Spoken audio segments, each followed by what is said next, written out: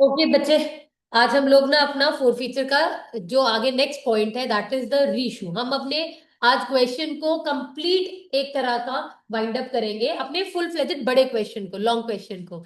हम लोगों ने कॉलन एरियर सीखा, फिर हम लोगों ने ये सीखा प्रोराटा कैटेगरी होती है तो एक्सेस को कैसे डील करना है, और अगर किसी का कॉलन एरियर है और अगर वो व्यक्ति प्रोराटा कैटेगरी का है तो उसका एक्सेस कुछ आया होगा, इसलिए हमने वर्किंग नोट नंबर 2 सीखा। एंड देन हम लोगों ने फोर फीचर करना सीखा। फोर फीचर के अंदर भी हम लोगों ने सीखा कि अगर वो प्रीमियम के साथ आता है तो हमने कैसे डील करना है। प्रीमियम अगर रिसीव हो गया है तो उसे हम शो नहीं करते फोर फीचर की एंट्री में, अगर रिसीव नहीं हुआ होता तो हम ओपन करते हैं। आज की क्लास में हम लोग अपना डिस्कस करेंगे री इशू ऑफ शेयर्स। क्या होता है कि जो शेयर्स हमारे कैंसिल कर देते हैं हम लोग, राइट, हम उन शेयर्स को आगे किसी और शेयर होल्डर को दोबारा री इशू कर देते हैं, राइट। अब बोर्ड के लिए या आपकी लाइफ के लिए एक बड़ा जरूरी कॉन्सेप्ट है क्या, री इशू जब किया जाता है तो वो या तो एट पार पे किया जाता है बेटे, या बेटे एट प्रीमियम पे किया जाता है, या एट डिस्काउंट किया जाता है, राइट। अब आपके माइंड में ये क्वेश्चन आना चाहिए, मैम डिस्काउंट पे तो अलाउड नहीं है, डिस्काउंट पे तो हम नहीं कर सकते सिवाय स्वेट इक्विटी शेयर्स के। बेटे, this is not a fresh issue of shares, this is री इशू ऑफ शेयर्स। शेयर्स को कैंसिल करके उसको हम आगे किसी को दे रहे हैं, ये फ्रेश इशू नहीं है। तो ये जो कंडीशन है डिस्काउंट पे ना इशू करने की, वो आपकी फ्रेश इशू ऑफ शेयर्स पे चलती है। जब कंपनी इशू निकालती है, किसी एक आधे बंदे का शेयर कैंसिल करके आप किसी आगे किसी को दे रहे हो तो आप सस्ते में भी दे सकते हो। Are you clear? पर उसमें पेपर का सबसे इंपॉर्टेंट क्वेश्चन आता है, मैक्सिमम पॉसिबल डिस्काउंट। ये मैं टॉपिक आपको भी बाद में समझाऊंगी, राइट, कि आप मैक्सिमम कितने डिस्काउंट, मतलब ये नहीं है कि अगर डिस्काउंट पे दे सकते हैं तो जितने मर्जी डिस्काउंट पे दे दो। 10 की चीज 2 रुपए पे दे दो, 3 रुपए पे दे दो, 4 रुपए पे दे दो, री इशू कर दो, ऐसा नहीं है। There is one ceiling limit also, that is known as maximum possible discount, right. चलिए ये भी पता लग गया, इसके बारे में भी हम पढ़ेंगे। सेकेंड थिंग, मैम हमें कैसे पता चलेगा पेपर में कि जो हम शेयर्स को री इशू कर रहे हैं वो हमने फेस वैल्यू पे किए हैं, पार पे किए हैं, सेम बात है, फेस वैल्यू पार पे किए हैं, प्रीमियम पे किया है या डिस्काउंट पे किया है। That is the most challenging question. ये आपके नॉर्मल क्वेश्चन जैसा नहीं है कि जिसमें आपका पार लिखा है तो ऐसे है, प्रीमियम लिखा है तो ऐसे है, बताता ही नहीं है। वो सिर्फ इतना बोलेगा, दीज शेयर्स वर री इशूड एट दिस प्राइस। अब वो आपको देखना है कि वो जो दिस प्राइस है वो प्रीमियम वाला है, डिस्काउंट वाला है, कि पार वाला है। Are you clear? तो उसको समझने से पहले हम लोग पहले सीख लेते हैं कि जर्नल एंट्री कैसे पास करनी है री इशू की, पहले एंट्री सीखते हैं, उसके बाद अमाउंट्स की बात चलेंगे, राइट। री इशू की आपकी जर्नल एंट्री क्या मैम, री इशू कब होगा? आपको एक कॉमन सेंस की बात बता दूं, री इशू हमेशा क्वेश्चन के लास्ट में होगा। ये ऐसा नहीं होगा कि अलॉटमेंट के बाद अगर किसी को फोरफिट किया है तो फिर री इशू किया और फिर फाइनल कॉल करी, ऐसा नहीं होता। री इशू की एंट्री हमेशा कब आएगी? लास्ट में, लास्ट में, ऑलवेज इन द लास्ट। कोई बच्चा बीच में कभी नहीं करेगा, क्वेश्चन वाला भी कभी नहीं करेगा, right, it will be at the last only. Obviously आप रीइश्यू कर रहे हो तो आपके बैंक अकाउंट में पैसे आएंगे, सो आप बैंक अकाउंट डेबिट कर दोगे, और आपके वो जो पैसे आपको आएंगे वो आपकी शेयर कैपिटल का पोर्शन है ना। अब आप पैसे रीइश्यू कर रहे हो शेयर्स को तो आपके पास, अब मैम जब रीइश्यू करते हैं तो क्या हम उसे इंस्टॉलमेंट्स में करते हैं? उसमें भी एप्लीकेशन अलॉटमेंट कुछ होता है? कुछ नहीं होता बेटे, आप फुल फ्लेजेड लमसम में ही आप उसको रीइश्यू करते हो, राइट। तो to share capital, this is the basic entry, bank account debited और शेयर कैपिटल में पैसा चला जाएगा। नाउ द पॉइंट इज, अगर ये क्वेश्चन पार पे है तो बैंक टू शेयर कैपिटल, ना डिस्काउंट ना प्रीमियम। बट अगर इस आपकी री इशू के टाइम पे आपने प्रीमियम पे इशू किया है तो आपका यहाँ पे क्या ओपन हो जाएगा? Securities premium account. Are you clear everybody? ये खुल जाएगा। और अगर आपने री इशू के टाइम पे डिस्काउंट पे इशू किया है तो डिस्काउंट अकाउंट नहीं खुलता, उसके लिए ओपन किया जाता है बेटे शेयर फोरफिटेड अकाउंट। डिस्काउंट नुकसान है, इसीलिए उसे डेबिट किया जा रहा है, खर्चा है। मैम, शेयर फॉरफिटेड क्यों डेबिट किया? और शेयर फॉरफिटेड तो हमने अभी तक सीखा है फोरफीचर की एंट्री में। फोरफीचर की एंट्री जब हम करते हैं, वहां पे हम शेयर कैपिटल डेबिट करते हैं, टू शेयर फॉरफिटेड करते हैं, और टू कॉल इन एरियर करते हैं। शेयर फॉरफिटेड में कौन सा पैसा आता है?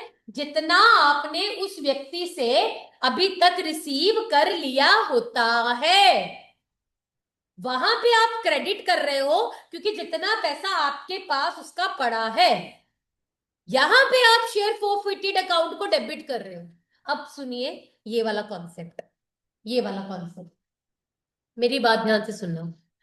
जब भी आपने, मेरी बात ध्यान से सुनना, जब भी आपने शेयर्स को री इशू करना है, और री इशू करने के समय में अगर आप उन्हें डिस्काउंट पे कर रहे हैं, तो वो जो डिस्काउंट का नुकसान है, आप कहां से निकालोगे? आप मतलब कंपनी कहां से निकालेगी?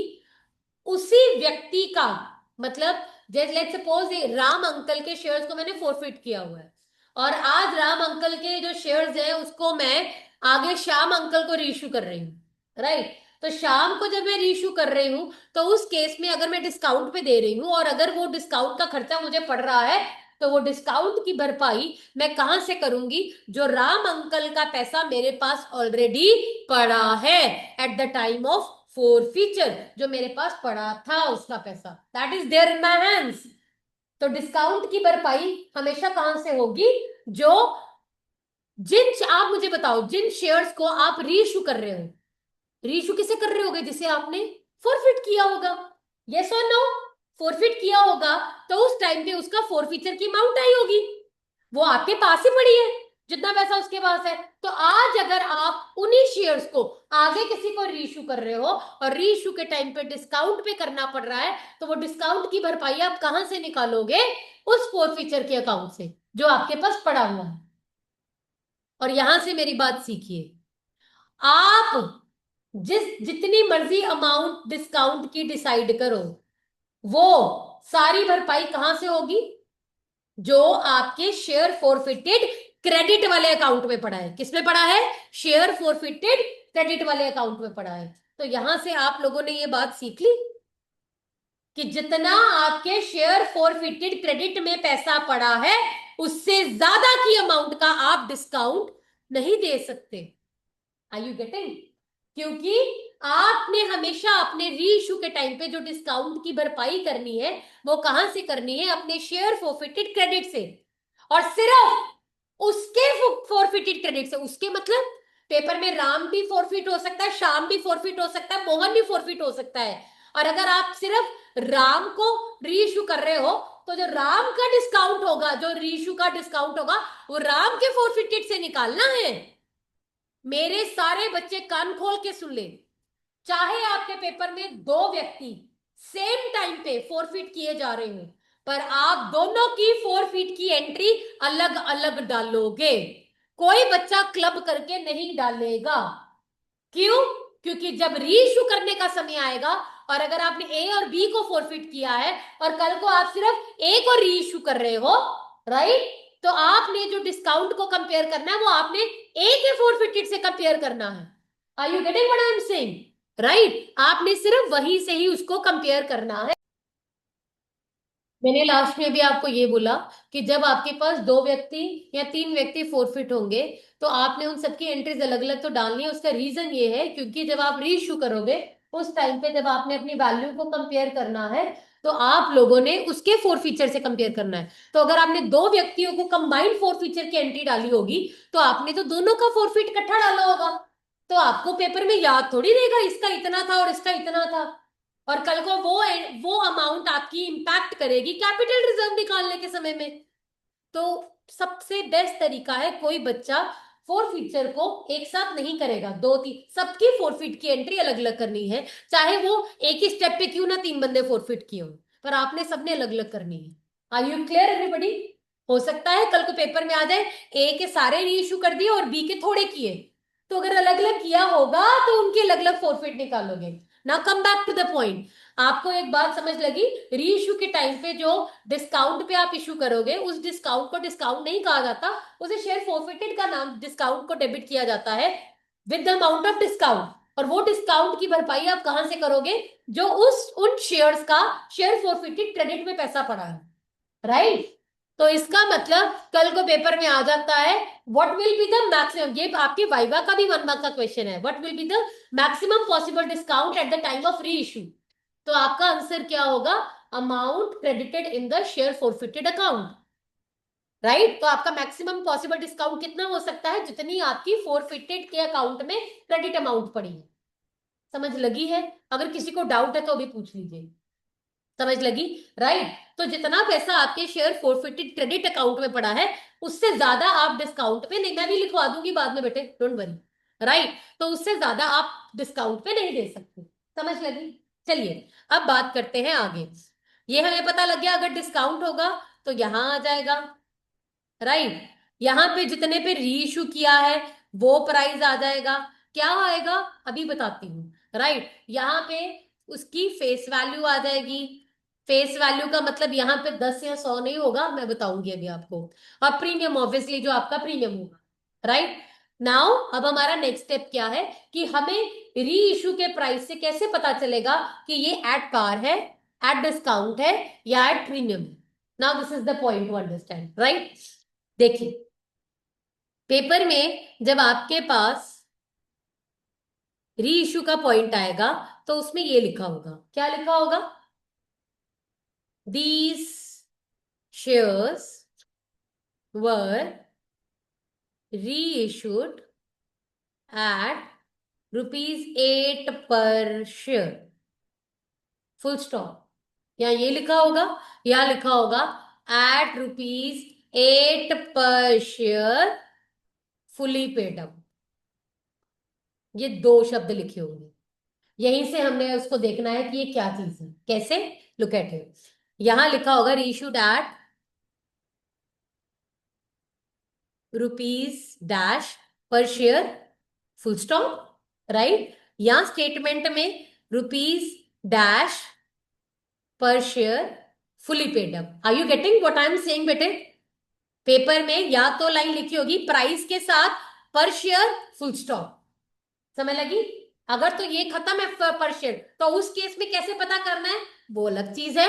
और अगर लिखा है पर शेयर फुली पेड अप, तो उस केस में कैसे पता करना है, वहां से पता चलेगा कैसे।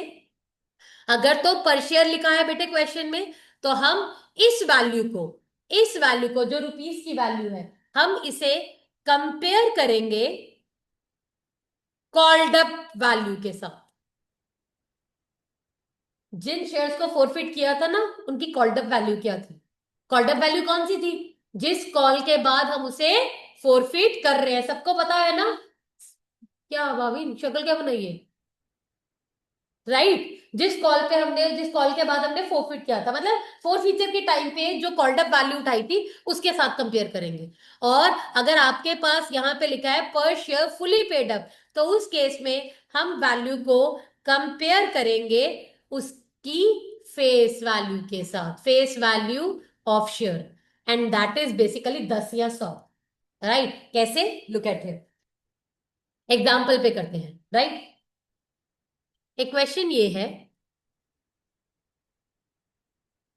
This is the question, right. इस क्वेश्चन में ना आपने मिस्टर ए के ना 100 शेयर्स थे, राइट। इनको फोरफिट किया है। फोरफिट कब किया है, इसके बाद, अलॉटमेंट के बाद। Are you clear, right. और अगर मैं इस क्वेश्चन में अब दो स्टेटमेंट्स लिख रही हूं, तो किस केस में कैसे होगा वो करते हैं। यहां लिखा है these 100 shares reissued eight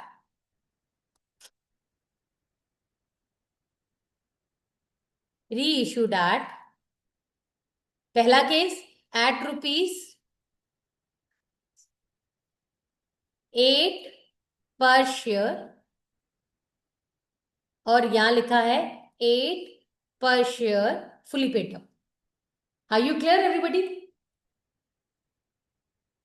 अब आप मुझे बताइए, पहला केस 8 पर शेयर लिखा है, इन शेयर्स को रीइश्यू किया गया है कितने पे, 8 पर शेयर और फुल स्टॉप।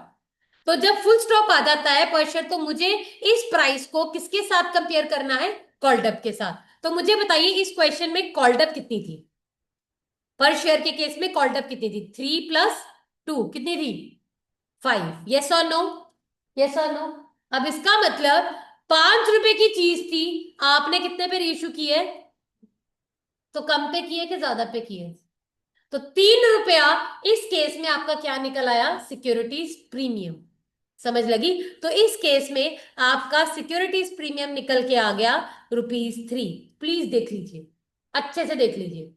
पर शेयर लिखा है, फुल स्टॉप है। तो आपने जिसको रीइश्यू किया है आप उसे किस प्राइस से कंपेयर करें? कंपेयर करके पता चलेगा ना, इतने का था और इतने का रीइश्यू किया। राइट? तो इस केस में आपका कॉल्ड अप था 5 रुपया और आप रीइश्यू कितने पे कर रहे हो? 8 पे। तो 3 रुपया आपका क्या हो गया? Securities premium. तो पहले मैं इसकी एंट्री भी बता देती हूँ, इसकी एंट्री भी बता देते हैं। एंट्री कैसे हुई? Bank account debited. अब इसमें फोरफिटेड तो आएगा नहीं क्योंकि डिस्काउंट पे तो किया नहीं। तो क्या आएगा? टू शेयर कैपिटल और टू सिक्योरिटीज प्रीमियम। यस और नो? राइट। अब बैंक में कितना पैसा आएगा? जितने पे रीइश्यू किया। 100 शेयर थे और 8 रुपए पे रीइश्यू किए। रीइश्यू प्राइस हमेशा कहाँ आएगा? बैंक में। राइट? कम है ज्यादा है वॉट एवर। राइट?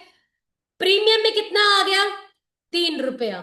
तो कॉल्ड शेयर कैपिटल में कितना आएगा? जो उस क्वेश्चन में आपने बेस रखा, जो उस क्वेश्चन में आपने बेस रखा, your base price, basically your base price. Are you clear? Base price हमेशा आपका शेयर कैपिटल में आएगा, दैट इज योर 5। पर अगर इस क्वेश्चन को मैं ले लेती हूं 8 per share fully paid up के साथ, तो फुली पेड अप के केस में मैं इसे किससे कंपेयर करूंगी? 8 को किससे कंपेयर करूंगी? कंपेयर करूंगी किससे? फेस वैल्यू के साथ। और क्वेश्चन की फेस वैल्यू क्या है शेयर की? 10 रुपया। यस और नो? 100 रुपए वाला क्वेश्चन होता है। फेस वैल्यू का मतलब जो उसकी ओरिजिनल कॉस्ट है। फेस वैल्यू का मतलब दो ही प्राइस है ना, या फेस वैल्यू या आपका कॉल्ड अप वैल्यू। तो वो फेस वैल्यू क्या है आपकी? 10 रुपए। अब 10 रुपए की चीज आप कितने पे कर रहे हैं? 8 पे कर रहे हैं। तो इस केस में क्या आ गया आपका? डिस्काउंट आ गया। राइट? तो वो आपका आ गया share forfeited, that is basically your discount. कितने का? 2 रुपए का। Are you clear? तो इस केस में आपकी जनरल एंट्री क्या बन जाएगी? Bank account debited. आपके 100 शेयर कितने पे रीइश्यू किए? 8 रुपए पे। आपको नुकसान कितने का हो गया? आपको हुआ 100 × 2 का। राइट? और शेयर कैपिटल में कौन सी वैल्यू जाती है? बेस प्राइस, जिससे हम कंपेयर करते हैं। और इस क्वेश्चन में कंपेयर हमने किससे किया? 10 रुपए के साथ। सी, आपको मैं बताऊं, this is the most easiest chapter. मुझे नहीं लगता कि इससे बेटर तरीके से हम इसको अंडरस्टैंड कर सकते हैं। हम बड़े अच्छे तरीके से इसको रोज का रोज स्टेप बाय स्टेप समझ रहे हैं। अगर जो बच्चा अच्छे से दिमाग लगा के इसको रोज का रोज अंडरस्टैंड करे, तो उसको बहुत आसानी से आ जाएगा ये। देखिए, प्लीज बताइए, आर यू क्लियर? अच्छा, यहां तक क्लियर है अब सबको? राइट? रीशू करना आ गया। Right? Now understand the last step of the question. अब अल्टीमेटली फोरफिट कर दिया और रीइश्यू भी कर दिया। अब आप ये समझिए, अब जो हम लोग जनरली सुनते हैं कि अब इसके बाद क्या होगा। जितने शेयर्स आपने फोरफिट किए, समझ लगी? ध्यान से सुना, जितने शेयर फोरफिट किए आपके पास उनका कुछ पैसा पड़ा है। यस? जो फोरफिटेड में पहले से है।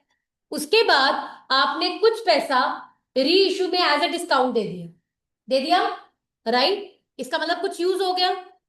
यूज होने के बाद भी अगर आपके पास कुछ बचता है उन शेयर्स का, उसे कहा जाता है कैपिटल रिजर्व। क्या कहा जाता है? Capital reserve. The portion of the share forfeited account which has not been used till date. वो आपके पास पैसा पड़ा है कि नहीं पड़ा?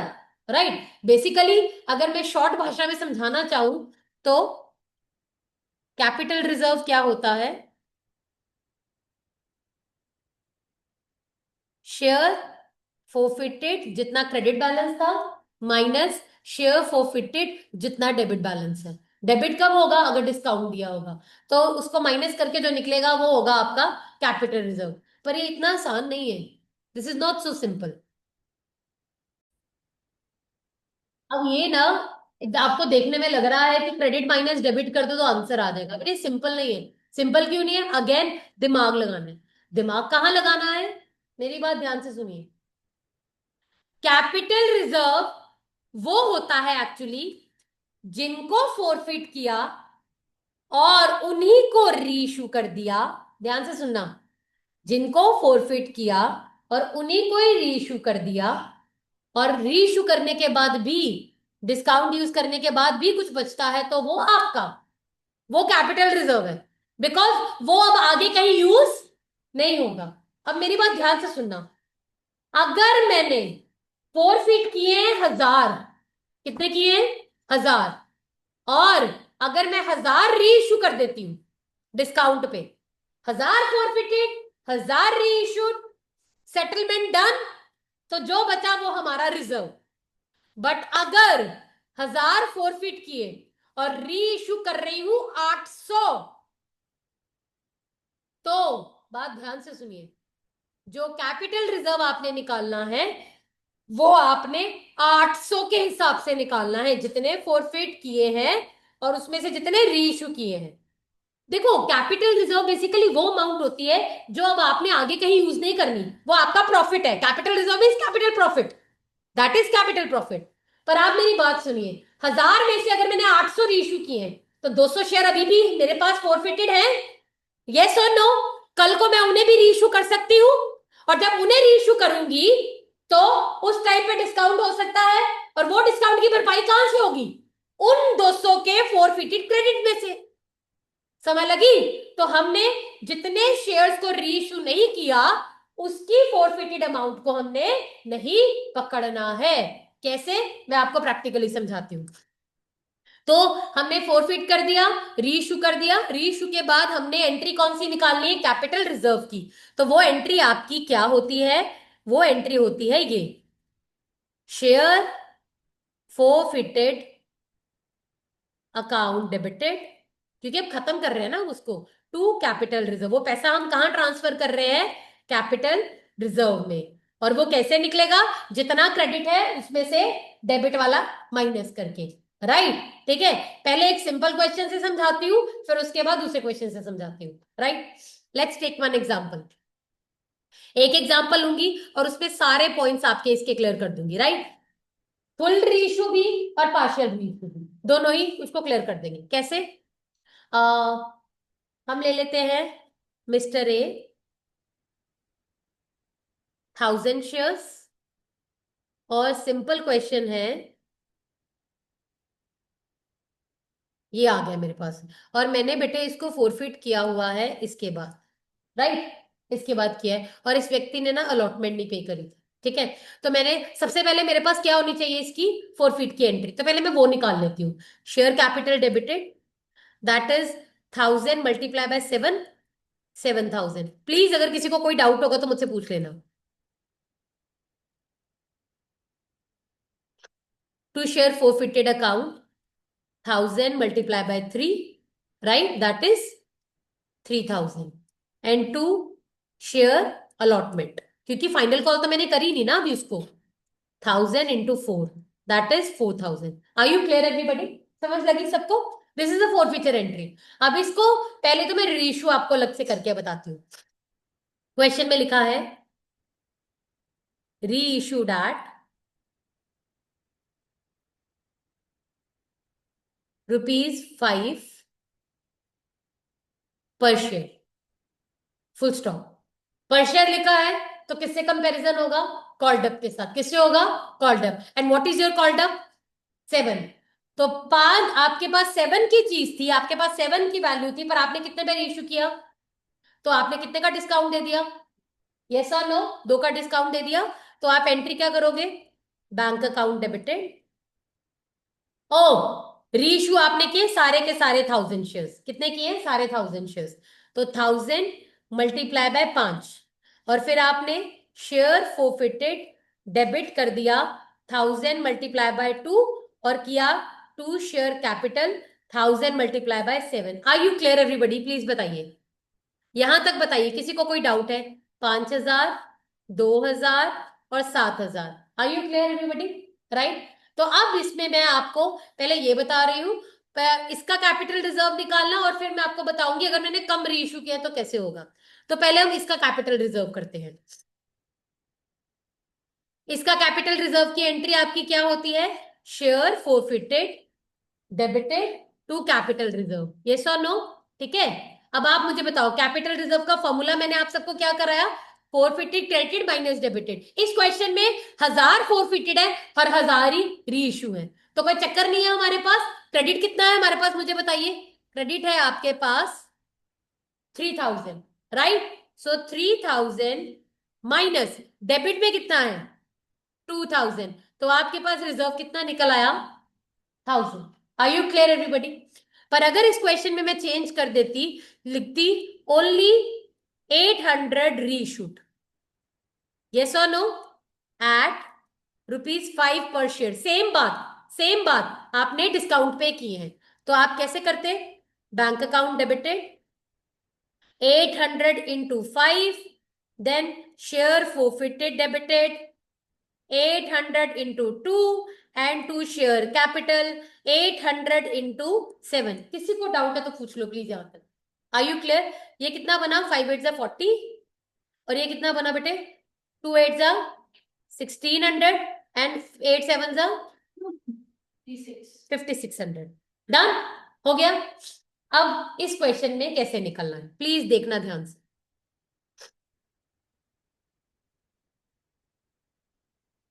फॉर्मूला, एंट्री क्या है? शेयर फॉरफिटेड अकाउंट, एंट्रीज तो लर्न कर लो पहले कम से कम। टू कैपिटल रिजर्व, यस और नो? अब फॉर्मूला क्या था? Share forfeited credited minus share forfeited debited. तो सबसे पहले डेबिट वाला देखो कितना है। डेबिट वाला कितना था? 1600। कितना था? अब ये फोरफिट की अमाउंट कितनी थी क्रेडिट में? 3000। पर क्या ये 3000 कितने शेयर्स की थी? 1000 की। पर रीइशू कितने की है? तो मुझे, मेरे पास शेयर फॉरफिटेड क्रेडिट की कितनी अमाउंट चाहिए? 800 शेयर के हिसाब से कितने की चाहिए? 8, क्योंकि कैपिटल रिजर्व में सिर्फ जितने रीइश्यू किए उसके हिसाब से एंट्री जाएगी। तो ये 3000 थी। आप ये यूनिटरी मेथड के हिसाब से 3000 अमाउंट थी 1000 शेयर्स की। पर मैंने रीइश्यू कितने किए? 800 shares. Are you getting what I am saying? Right. ये 3000 आपके पास थी 1000 की इंटू 800, तो ये निकल आया 2400 माइनस 1600। कितना निकल आया ये आपके पास? 800 कैपिटल रिजर्व। कैसे निकाला मैंने? जितने शेयर फॉरफिटेड क्रेडिट में अमाउंट थी, डिवाइड करो वो कितने शेयर्स की थी, और मल्टीप्लाई करो कितने री इशू किए। प्लीज देख लीजिए, टेक अ मिनट एंड अच्छे से प्लीज इसको देख लीजिए। सारा का सारा सिनेरियो प्लीज अच्छे से देख लीजिए।